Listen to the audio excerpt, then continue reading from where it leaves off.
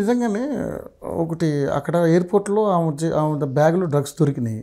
మరి ఎందుకు ఆమెను అరెస్ట్ చేసి పెట్టలేదు? చేశారు కదా రోజు. ఎయిర్పోర్ట్లో కాదు, రైల్వే స్టేషన్. సారీ, రైల్వే స్టేషన్లో దొరికినప్పుడే ఆవిడని అరెస్ట్ చేసేసారు. ఇంకా ఆవిడ ఏదో చెప్పుకుంటూ ఉంటుంది, నా బ్యాగ్ నాకు మళ్ళీ ఇచ్చేశారు. బట్ బ్యాగ్ ఎందుకు ఓపెన్ చేయలేదు నువ్వు? అవును, ఎందుకు ఆ రోజు నిజంగా నీ దగ్గర ఏమీ లేకపోతే ఓపెన్ చేయొచ్చు కదా.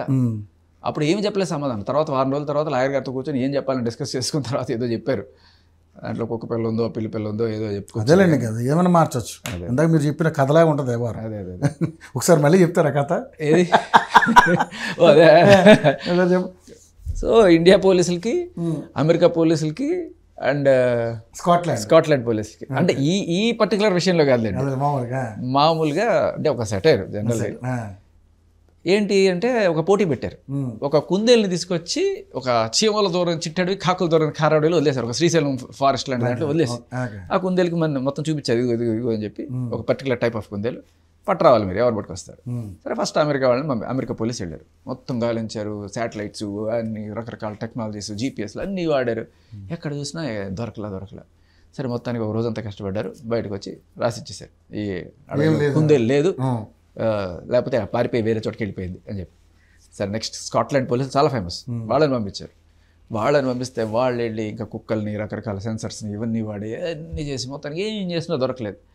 ఈ కుందేలు లేదు ఇక్కడ, ఖచ్చితంగా ఏదైనా ఉన్నా కూడా ఏ జంతువు తినేసి ఉంటుంది, పులో ఏదో తినేసి ఉంటుంది అని చెప్పి వాళ్ళు రాసి చేసి వెళ్ళిపోయారు. తర్వాత మనవాళ్ళు వెళ్ళారు, 5 నిమిషాల్లో పట్టుకొచ్చారు. 5 నిమిషాలు ఒక ఎలుగుబండిని పట్టుకొచ్చారు. ఎలుగుబండి కొడుతున్నారు, పడా నేనే కుందేలు అంటున్నారు.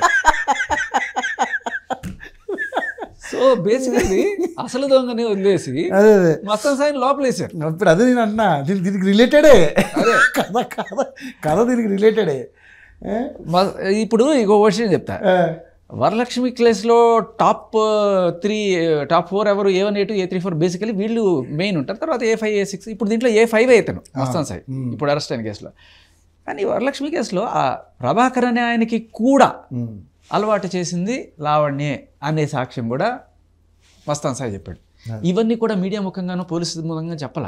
ఏమో కాల్లో తెలియకుండా మాట్లాడుతుంది అంటే, కాల్లో మాట్లాడుతుంటే ఓపెన్గా కక్కేసాడు. ఆ విషయం మీకు వినండి ఒకసారి.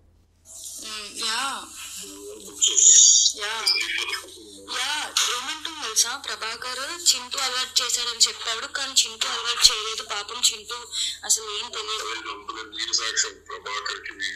యాక్చువల్ గా నేను మీడియాలో చెప్పాను, అది నేను చెప్పాను అనమాట. ప్రభాకర్ కి కూడా ఇలానే చేశారు అని చెప్తే మళ్ళీ ఎందుకు అని చెప్పి ఆయన ఎందుకు వరలక్ష్మి డిఫెన్స్ ఎందుకు ఇన్వాల్వ్ చేయడం అని చెప్పి I said them to delete it, because నా దగ్గర ప్రూఫ్స్ లేవు కదా.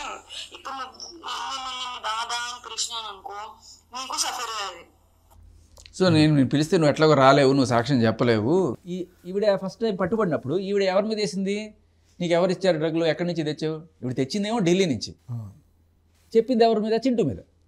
ఆ చింటూ నాకు తెచ్చిస్తాడు, 1500కి నేను ఇక్కడ 6000కి అమ్ముతాను అని చెప్పి రాసుకొని వచ్చింది కన్ఫెషన్. నిజానికి జరిగింది ఏంటి? ఈవిడే ఢిల్లీ నుంచి తెచ్చి అదే అడ్రస్ మస్తాన్ సాయికి చెప్తే ఇప్పుడు మస్తాన్ సాయి వీళ్ళకి చెప్పారు. సో ఈ కనెక్షన్ పోలీసులు ఎందుకు గమనించట్లేదు? మన కళ్ళ ముందు కనబడుతుంది కదా. ఈవిడ 6 నెలల క్రితం ఢిల్లీ నుంచే తీసుకొచ్చింది, అదే ఢిల్లీకి వీళ్ళు పోయారు. ఇప్పుడు పోలీసులకి ఇది కనబట్లేదా? ఈవిడ అదుపులోకి ఎందుకు తీసుకొని విచారించట్లేదు? ఈవిడ అదుపులోకి తీసుకుంటే ఇల్లు ఖాళీ అయిపోతుంది, ఇల్లు పోతుంది, మన షేర్ ఏమవుతుంది అంటున్నారా?